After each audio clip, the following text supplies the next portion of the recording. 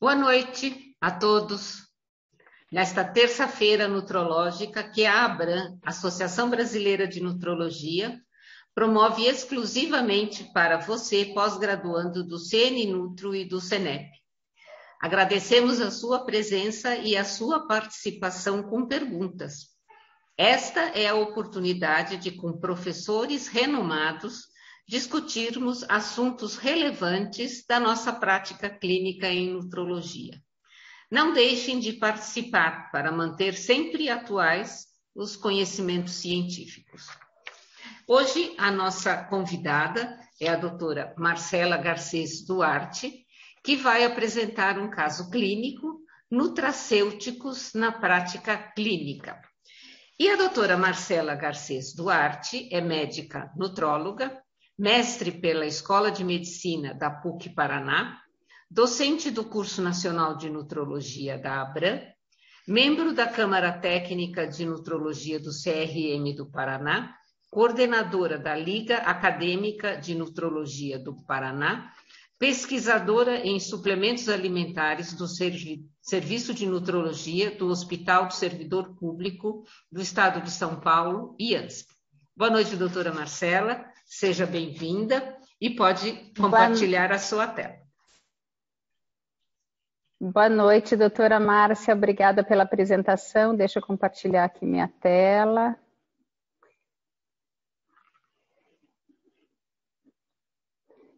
Vamos lá. Pessoal, eu espero que a minha internet, eu estou aqui na praia, então eu espero que a minha internet aqui não tenha nenhuma intercorrência. E vamos falar sobre nutracêuticos na prática clínica, que é um tema assim muito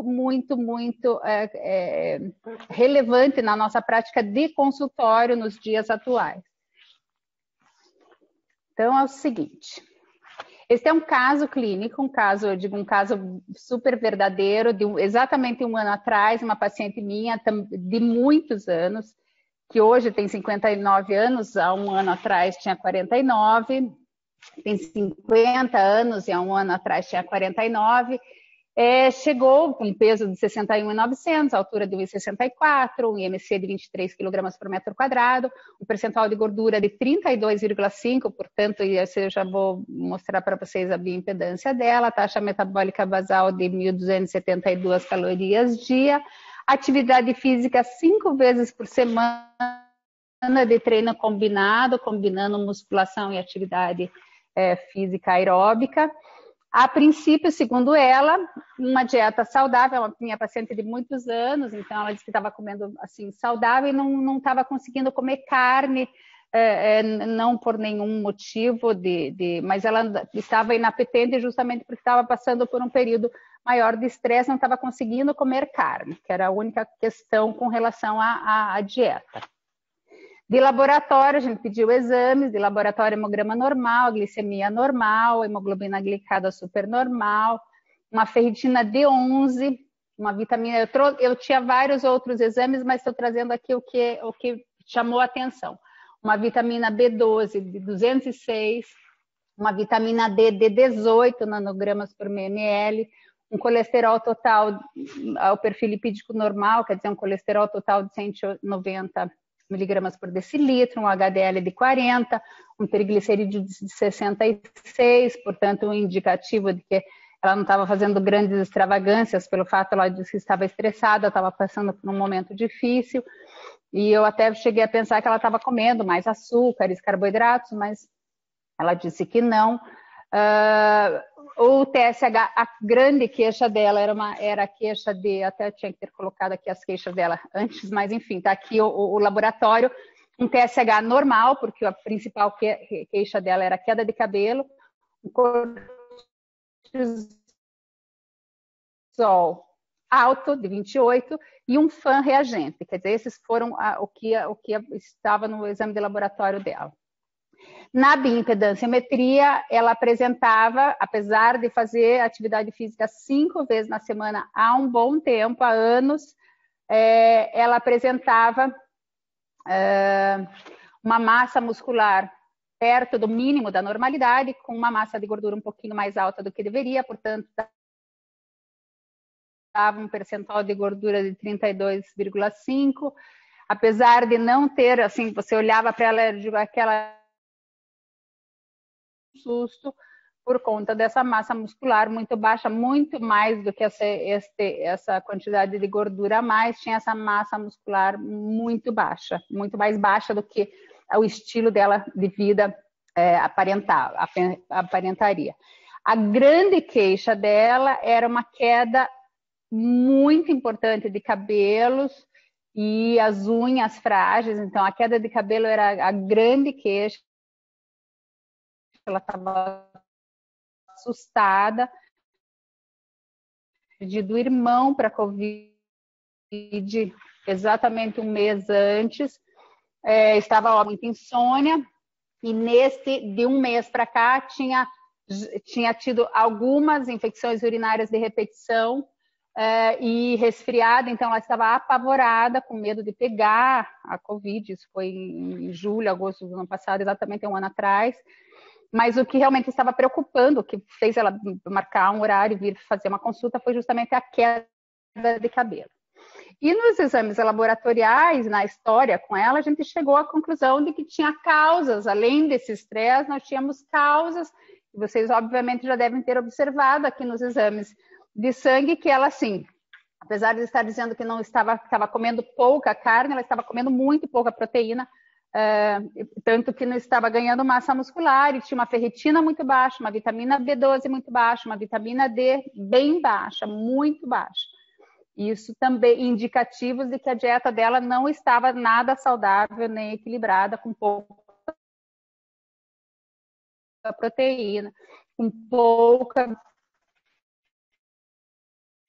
que são a fonte de B12, quer dizer, se ela é de proteínas de origem animal, essa B12 realmente iria estar baixa e teríamos que suplementar. Esse daqui é um trabalho agora, recente, publicado agora em janeiro, demonstrando que só o contexto da pandemia tem aumentado e muito as queixas de eflúvio telógeno, que aumenta muito, e é uma das intercorrências, um dos sintomas da Covid longa ou da síndrome pós-Covid, afetando 1/4 das pessoas que tiveram Covid-19. Mas mesmo as pessoas que não tiveram Covid-19, a gente tem uma queixa importante na população em geral por conta da pandemia, do estresse da pandemia.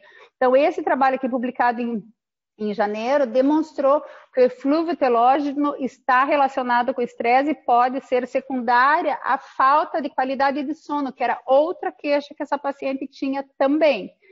Então, eles chamam a atenção no trabalho para a atual pandemia da Covid-19, levando ao aumento da prevalência tanto de distúrbios de sono, como um dos fatores desencadeadores do eflúvio telógeno, do aumento dessa queixa de queda de cabelo. Então, tem da gente ver a questão da dieta, a questão das carências, das deficiências, organizar, eventualmente, a prática de atividade física também, pesquisar a qualidade de sono dos nossos pacientes que se queixam de eflúvio, de aumento da queda de cabelos, logicamente que não é o caso das pessoas que tiveram Covid-19, porque daí isso está relacionado com a síndrome pós-Covid ou Covid longa. Mas esse era um caso que ela ainda não tinha tido Covid. Depois ela até teve agora, bem há pouco tempo atrás, um pouquinho antes de vacinar, mas passou super bem, não teve problemas, porque ela já estava com essa parte equilibrada agora, quase um ano depois. Eu trago aqui, como a gente vai falar, em recomendações para, essa daqui foi um trabalho publicado em abril do ano passado, falando das recomendações alimentares para este período de quarentena, de pandemia da Covid-19. E esse trabalho, nas conclusões e no corpo, ele trouxe alguns alimentos que não deveriam ser consumidos no período agora de pandemia, então alimentos hiperpalatáveis como carboidratos simples e açúcares, evitar os alimentos ultraprocessados, o excesso de sal, o excesso de gorduras saturadas, de gorduras modificadas, de fritura de imersão, o consumo excessivo de bebidas alcoólicas e refrigerantes em excesso, que faz parte da classe dos alimentos ultraprocessados, e esse trabalho trazia que esse consumo excessivo desses alimentos trazia como consequências disfunções emocionais e metabólicas, obesidade, dislipidemia, diabetes, hipertensão arterial, piora de perfil lipídico e doenças cardiometabólicas que fazem com que a pessoa agrave o perfil metabólico e fique mais suscetível a um desfecho desfavorável caso tenha infecção pela Covid-19.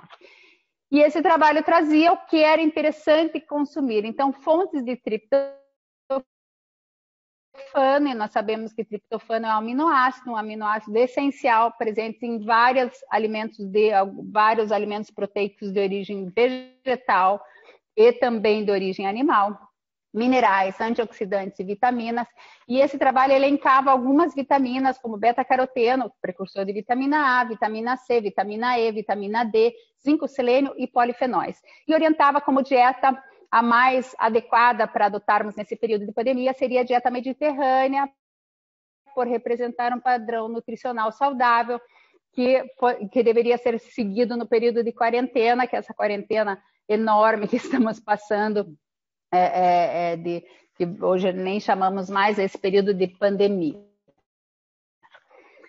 Então, temos como pilar da imunidade, justamente para focar o que fazer com essa paciente que chega dizendo que está com eflúvio telógeno. A gente olha ela com deficiências nutrológicas, com carências de minerais e vitaminas, tem uma dieta desequilibrada, então nós temos que, em primeiro lugar, pensar na alimentação. Eu estou aqui para falar numa live sobre nutracêuticos na prática clínica, e os alimentos com funcionalidade não deixam de ser nutracêuticos, e a alimentação equilibrada não é substituída por nenhum suplemento alimentar. Não tem sentido que nós nutrólogos inicial para o nosso paciente de nutracêuticos suplementares sem orientar uma organização na dieta do nosso paciente, sem melhorar a ingesta alimentar do nosso paciente. Então, a orientação alimentar é sempre a primeira orientação que nós devemos dar. Não podemos deixar de ressaltar o que o nosso paciente está fazendo adequadamente com relação à sua dieta e quais as condutas que devem ser modificadas, quais as mudanças no estilo alimentar do nosso paciente antes de suplementá-lo. Eu falo isso porque, infelizmente, nós vemos colegas prescrevendo nutracêuticos, suplementos, seja de que forma for, sem orientar a alimentação, e isso é inconsciente. Nós médicos, que somos nutrólogos, temos que tratar da questão alimentar do nosso paciente, porque não há nenhum suplemento que substitua uma dieta adequada. Temos que orientar a atividade física, porque também é um pilar da imunidade, bons hábitos de sono e o manejo do estresse. Esse daqui é um trabalho, aqui de novo, desculpa, eu só repassar. Na verdade, aí eu vou trazer para vocês algumas evidências científicas, o que nós vamos prescrever para essa nossa paciente que está com queda de cabelo, mas também tem uma queixa de piora da imunidade, de infecções urinárias de repetição, neste período de quarentena, e ainda tem um irmão que faleceu de Covid e ela apavorada, morrendo de medo, isso há um ano atrás, morrendo de medo de pegar a doença. Então, esse trabalho aqui, que foi publicado em março do ano passado, é um trabalho que, na verdade, ele foi finalizado em fevereiro do ano passado, foi o primeiro trabalho que trouxe os nutracêuticos com algum impacto tanto na influenza como no desfecho da doença causada pelo, na época, o novo coronavírus, que é o SARS-CoV-2 hoje. Esse trazia que alguns nutracêuticos teriam impacto positivo no desfecho da doença causada pelo novo coronavírus, e elencava eles aqui: o ácido ferrúlico, o lipóico, a espirulina, a N-acetilcisteína, o selênio, a glucosamina, o zinco, as beta-glucanas de Saccharomyces e o sabugueiro, o elderberry é o sabugueiro, que é uma planta utilizada para fazer infusões, chás. Esse daqui foi o primeiro trabalho, mas nós temos trabalhos mais recentes.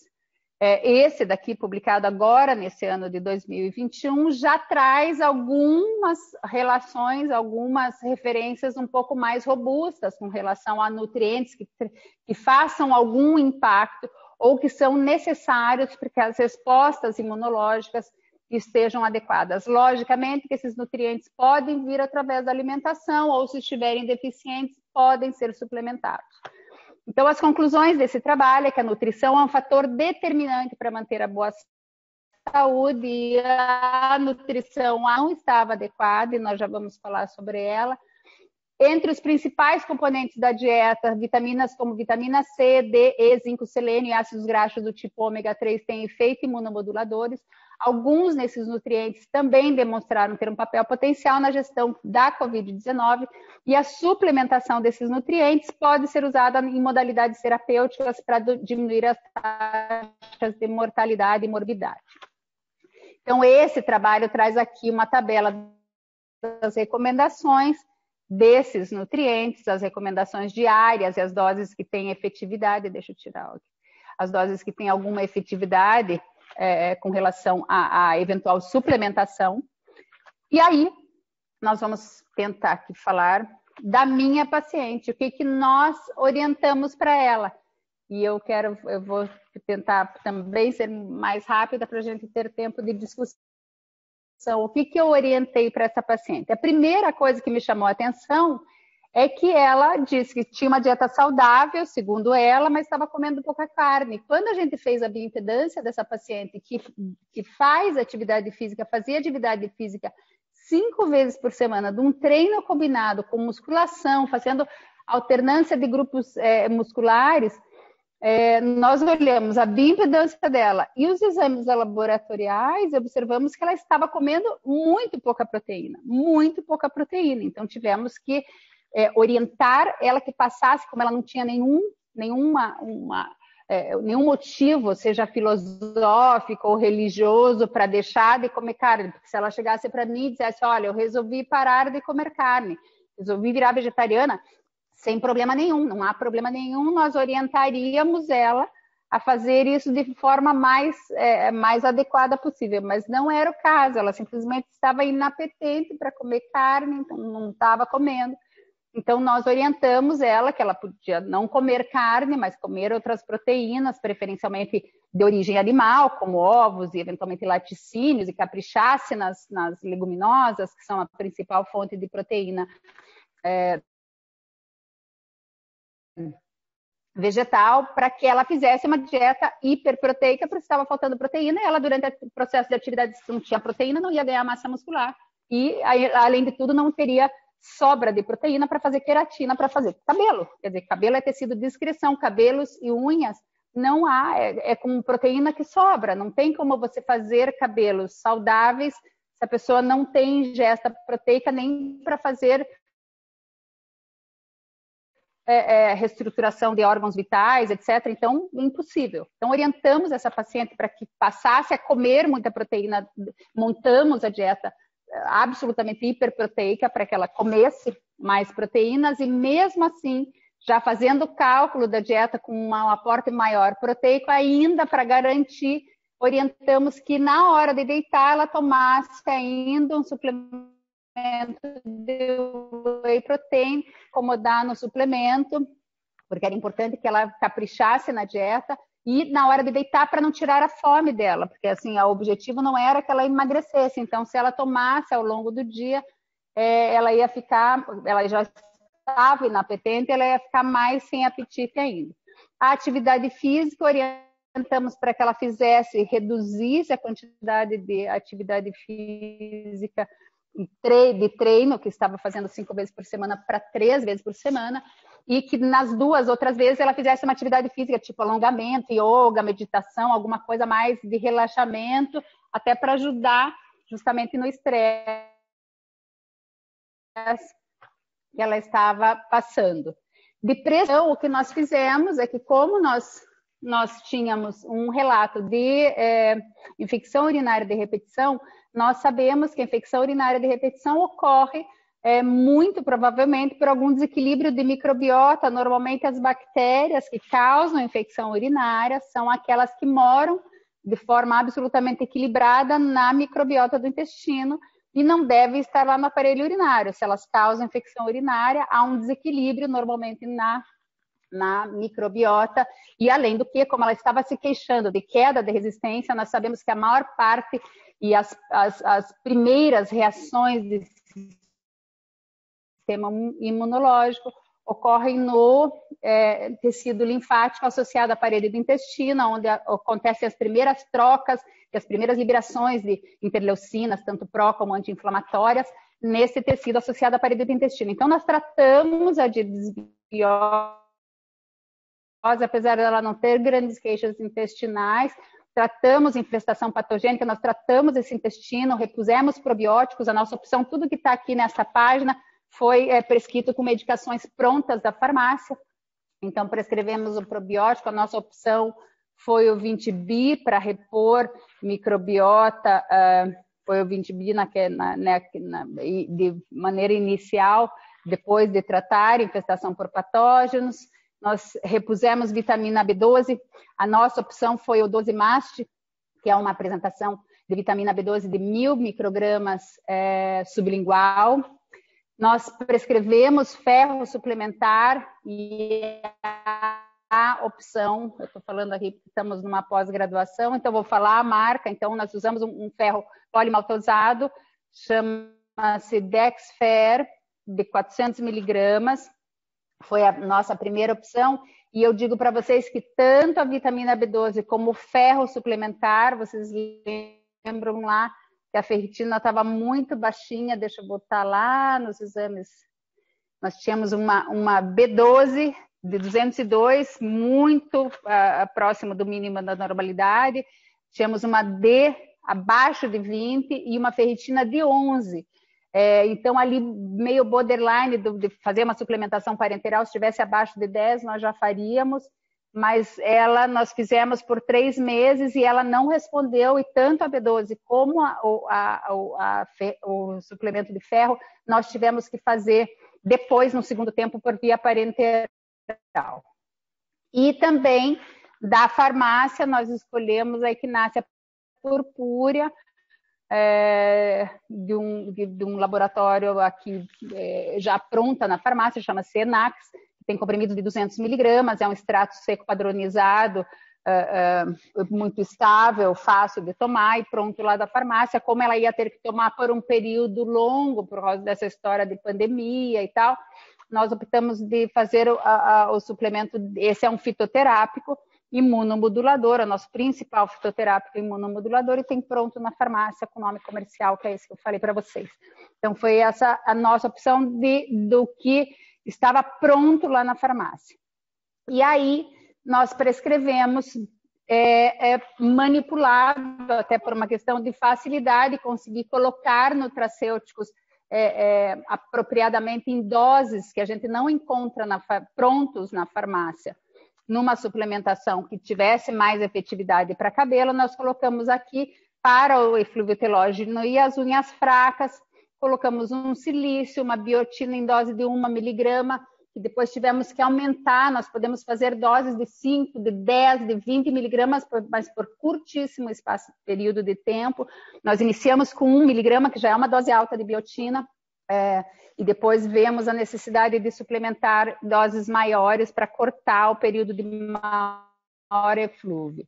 Cistina, que é um aminoácido, vitamina D, o zinco quelado, sempre que você faz uma prescrição sem saber os níveis de zinco, faz uma prescrição de zinco acima acima de 20 miligramas, sem saber se você tem uma deficiência ou não de zinco, o ideal é fazer associado com cobre de 10 a 5:1, quer dizer, cada 20 miligramas, pelo menos 2 miligramas de cobre, porque os dois competem por receptores. Se você não sabe se o zinco está baixo, o ideal é fazer a suplementação de cobre. Mais 15 miligramas nós podemos fazer sem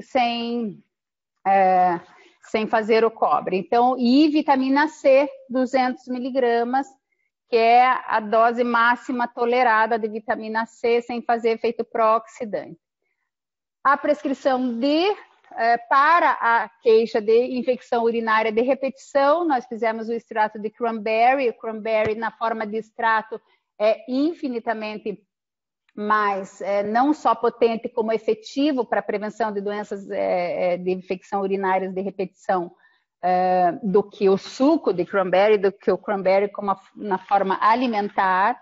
E a dose que tem efetividade por até em torno de 12 horas, de 400, pelo menos 400 miligramas dia, e o melhor horário é no período noturno, que é o período que a pessoa fica, tem maior risco de crescimento bacteriano, e prescrevemos junto com o IBS Care, que é um outro probiótico para ela usar por um tempo mais prolongado. Esse IBS Care, ele tem uma concentração de unidades formadoras de colônia, é um blend de 8 cepas com uma concentração de unidades formadoras de colônia muito maior do que a gente encontra dos probióticos que nós encontramos prontos na farmácia. E para a insônia e estresse, que era uma queixa grande, e mais a questão vocês viram que o cortisol estava alto, esse é um sinal físico de estresse, a situação que ela estava passando, o luto que ela estava passando, pedia uma prescrição assim. Nós optamos por fazer um adaptogênico, que é o ginseng indiano, que é a ashwagandha, que tem vários impactos. Os adaptogênicos, eles são medicamentos fitoterápicos, sempre extratos fitoterápicos, que têm várias funcionalidades. Tem efeito nootrópico, efeito imunomodulador, efeito adaptogênico de melhorar sinais de estresse no organismo, e às vezes alguns têm efeito até ergogênico, que é o caso da ashwagandha. Por isso nós escolhemos prescrevê-lo. A ashwagandha chama-se, o nome da planta chama-se Witania sonifera, então ela melhora a qualidade do sono dormido, e prescrevemos a ashwagandha sempre na hora de deitar, sempre no período noturno. E aqui, no caso dela, que estava com queixa de insônia, nós também prescrevemos o GABA numa dose não tão alta. O GABA é o ácido gama-aminobutírico, que é o nosso principal neurotransmissor depressor do sistema nervoso central, numa dose mais baixinha do que se preconiza para tratar a insônia. E prescrevemos esses dois, que foram muito efetivos. Nós tínhamos várias opções para tratar a insônia com nutracêuticos antes de prescrever um ansiolítico, mas essa foi a nossa opção e foi uma opção acertada. Eu termino a minha aula falando que nesses tempos de pandemia a alimentação é prioridade, e eu volto a falar no final da nossa apresentação que não existe nenhum suplemento que substitua uma dieta saudável. Então, a dieta sempre tem que ser o nosso primeiro ponto, e a nossa primeira orientação nutrológica deve partir da dieta, mesmo que a pessoa não precise emagrecer, mesmo que a pessoa não precise ganhar peso, a dieta, ela sempre deve ser focada e eventualmente corrigida por nós, médicos, que somos nutrólogos, que atuamos na nutrologia. Então, a dieta é realmente a nossa prioridade. E nesses tempos de pandemia, deveria ser prioridade para todos. Muito obrigada pela atenção. Eu estou aqui à disposição para perguntas. Obrigada, doutora Marcela. É muito interessante, né, todos esses dados da sua paciente numa época, né, em que estamos tão prolongada de restrições e todas essas alternativas que nós temos, e esse enfoque mesmo da alimentação, que é muito importante, né? Esse caso é bastante interessante. Quero agradecer, né, a participação dos nossos pós-graduandos, a doutora Kessiane Santos, doutora Luísa Galo, doutor Marconi, doutora Vitória Dupas, doutor Rodrigo, que parabeniza sua aula, e doutora Aline Andrade também, que adorei sua aula. E o doutor Rodrigo Guimarães pergunta o seguinte: o whey protein que foi utilizado, não seria melhor prescrevê-lo após o treino? Nesse caso, você prescreveu à noite? Rodrigo, o ideal, ele depois do treino, o whey protein, nós temos um período de algumas horas para prescrevê-lo de forma suplementar. É importante que se saiba que o whey protein ele é sacietogênico. Então, para aquelas pessoas que querem ganhar peso ou não querem perder peso, que era o caso dela, ela já estava se sentindo abatida, enfraquecida, etc., se eu desse um whey protein logo depois do treino, eu preferi priorizar e orientar essa paciente para que ela comesse mais proteína. Então, como ela treinava de manhã e logo depois ia fazer uma refeição, eu pedi, quer dizer, orientei essa paciente para que ela comesse proteína, e o whey protein hidrolisado, que é aquele de mais rápida absorção, eu prescrevi na hora de dormir, para garantir que também essa paciente, tanto concentrado como isolado, como hidrolisado, e principalmente o concentrado e isolado ao longo do dia, como estratégia sacietogênica para nos ajudar, inclusive o paciente a perder peso, ou quando quer fazer hipertrofia, podemos orientar o consumo ao longo do dia para você ter um aporte proteico para hipertrofia. No caso dessa paciente comendo proteína, não estava comendo alimentos fontes de ferro e nem fonte de B12. Eu precisava que ela resgatasse isso da dieta. E não com suplementos. Se ela ainda desse um whey protein, ela ia se acomodar no whey protein e não iria comer proteína nas refeições. Ok. Muito obrigada, doutora Marcela. A doutora Elandra e outra coisa, deixa eu só falar, deixa eu só terminar, sim. Que o whey protein, esse aporte de aminoácidos é muito importante no período do repouso noturno, que é justamente quando ocorre que as fibras musculares se refazem no repouso noturno. Então, esse horário, para ela, especificamente, era mais interessante. Ok, obrigada, doutora Marcela. Também, doutora Elandra, parabeniza a sua exposição, doutora Islaine Toledo. E sua xará, Marcela, pergunta o seguinte: qual a melhor opção de probiótico na desbiose intestinal? Bom, o probiótico é o melhor quando a gente vai tratar desbiose, e nós, como médicos, devemos tratar a desbiose, iniciar como iniciam os pediatras. Os pediatras anualmente tratam, não é? A doutora Márcia, que é pediatra, tratam parasitas intestinais, fungos, etc. E depois você prescreve probiótico. Sempre, quando você vai fazer a prescrição de probióticos para repor flora que você tratou com antiparasitário e tratou aquele intestino com antifúngico, etc., o ideal é o probiótico que tenha a maior concentração de unidades formadoras de colônia e a maior quantidade de cepas disponíveis num produto.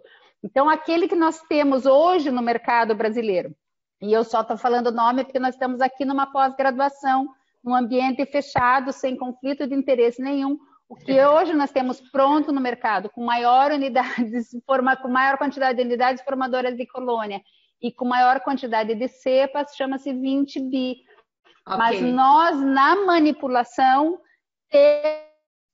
temos blends, temos colônia, com muito mais quantidades de probióticos. Obrigada, doutora Marcela. Doutora Aline, muito obrigada por seu carinho. Pois não, pode falar, doutora Marcela. Não, eu digo, os probióticos têm especificidades. Então, para repor uma flora, para tratar uma desbiose, o ideal é esses que têm mais cepas e maior quantidade de unidades formadoras de colônia. Sim, ok. Uma outra pergunta, doutora Marcela. Os nutracêuticos de farmácia são mais estáveis? Então,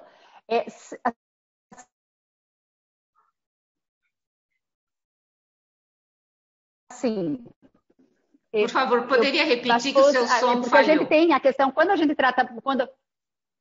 Falhou. Quando nós temos medicamentos na farmácia por uma questão de estabilidade. Os nutracêuticos que temos disponíveis nas farmácias, muitas vezes têm doses muito baixas, sejam os multivitamínicos, sejam os fitoterápicos. Então, os multivitamínicos têm lá dentro deles, os polivitamínicos, tem dentro deles, inclusive os nutricosméticos, só a dose prestam para suplementar, para corrigir carências, para corrigir deficiências.